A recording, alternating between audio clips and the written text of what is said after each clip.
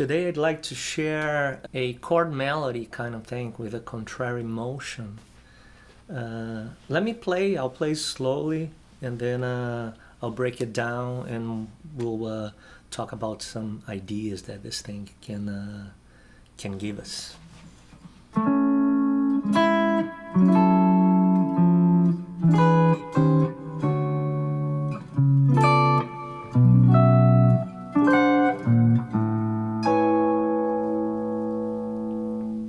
As you can hear, like the bottom note goes down,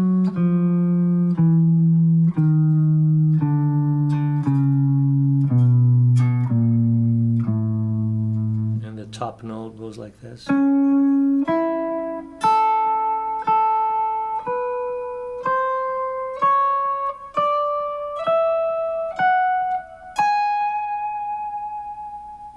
So I'll play one more time. Sometimes I do some variations. I'm gonna write it down, everything that I do. But the basic thing again is this. I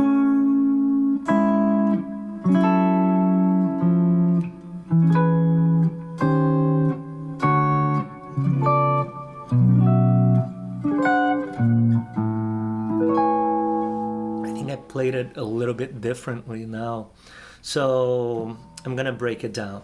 What happens here is I keep in mind that the bottom line goes down and the top line goes up, so it's like opposite directions. And in the middle, I try to fill in with some interesting harmony. I'm thinking A major-ish.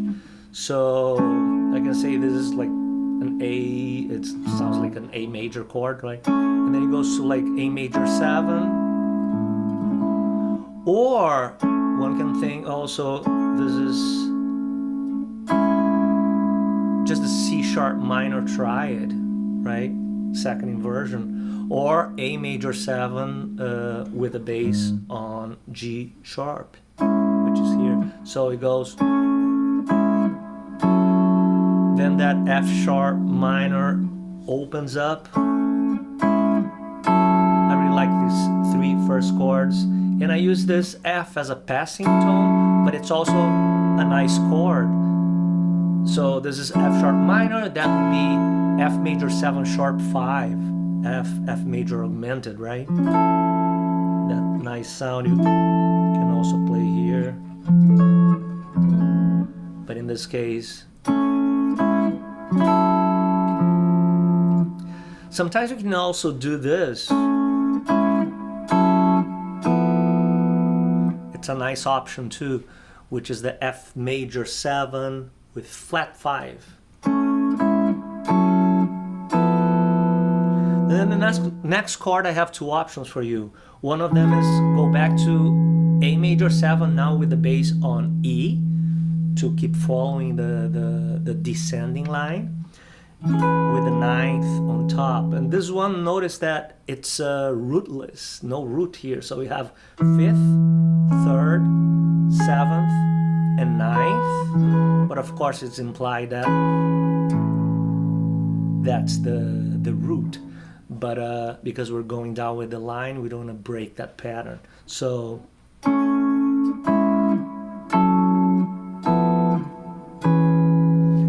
okay, the second option here for this chord would be a regular E7, E dominant. So it's just one note different, right? You just, instead of C sharp, you're playing the 7th here of the E, which is E. So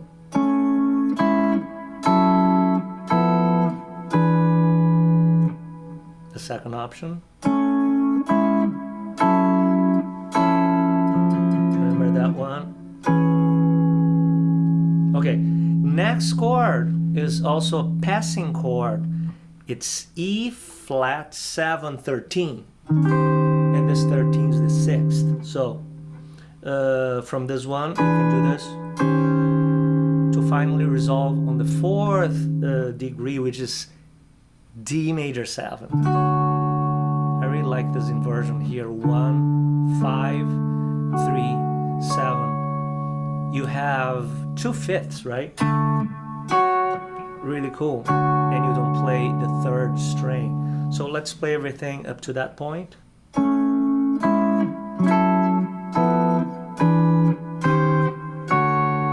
As you see, sometimes I play this, sometimes I play this. The function is almost the same because it's a passing chord, just filling in with some notes that are diatonic to the key of A major, with some passing tones, of course. So now different again. Now after the D major 7 here, I go C sharp dominant, C sharp 7 with flat 9 and flat 13. This voicing here, right? This plus this voicing here. Really cool. And instead, usually we resolve this chord up a fourth to F sharp minor or to F sharp major. But in this case, we're decepting. It's a deceptive cadence. So we go to this F minor here, the Joe Diorio chord. I remember one of his instructional videos back in the 90s when I watched. He was playing this chord up here, down here. So I have small hands, so up here. So I'm gonna play everything up to that point.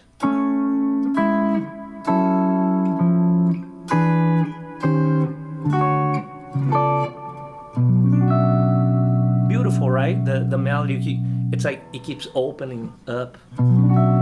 Then 2 more chords. You can treat this one also as an E flat 13, natural 9, right? The 9 is on top here. Or this is one of those chords that you can just change the root, but the chord keeps the same, with the same tensions, right?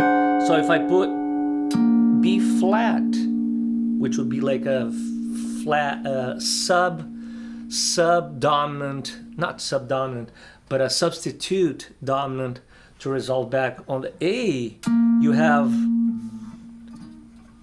B flat, the third, the dominant 7, the 9th, and the flat 13, which is also sharp 9. So a lot of names for something that just sounds interesting, right? So maybe you just do this. And the last chord finally, back to A major 7. I really like this. As you can see, I love perfect fifths. And this one is one of my favorite chords. It's an A major 7 with a 9th and the 7th, and I'm playing up here. So again, one more time, I'll try to play 2 different versions of the same thing. So the only chords that I'm gonna do variations are this one here, when we have this E at the bottom, and when I have the F. Sometimes I play F major 7 sharp 5, so I just do that passing tone there, or the F major 7 flat 5. This is sharp 5, flat 5. Nice voicings here. So one more time for you.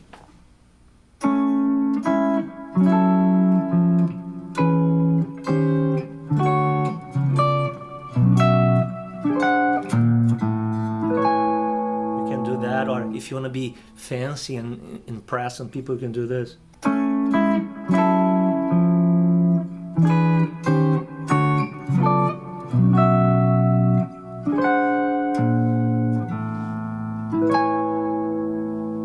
There you go. Interesting, right? So have fun with this one.